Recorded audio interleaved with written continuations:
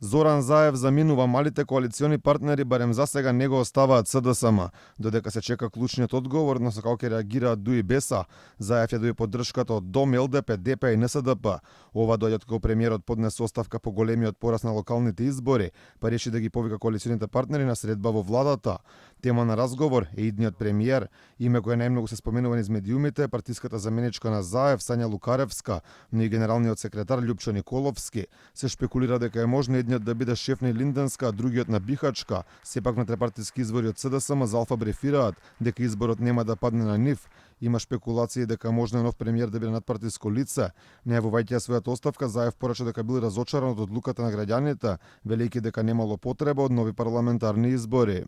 Сакам да споделам разочараност кај мене, а верувам и кај огромен број граѓани, затоа што мнозинството од народот, кој гласаше заедно со сите тие што останаа дома, ги избраа истите луѓе и политичари, кои пред 4 години само во парламентот, пред очите на целата јавност, сакаа и тргнаа да убиваат. Не е воопшто тешко заминувањето од политиката. Тешка е помислата за реалноста од одлуката на нашиот народ. И покрај ставот на Заев дека нема потреба од парламентарни избори, јасно е дека во овој момент тие се и повеќе од реална опција, тоа е и барање на опозицијата.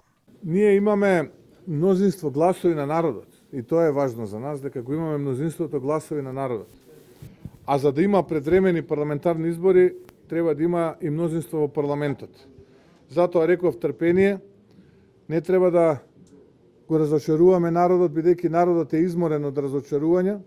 Дозволете времето да одговори на многу дилеми. Една од тие дилеми ќе биде кога ќе се случат предвремените избори. Ставот дека нема потреба од предвремени избори го делат и помалите коалициони партнери на Заев. Менди Ухтачи дури и даде некои своји математики. Според него партиите кои се дел од владата ја победиле опозицијата. Дали ќе се делиме на албанска опозиција, македонска или ќе останеме влада и опозиција?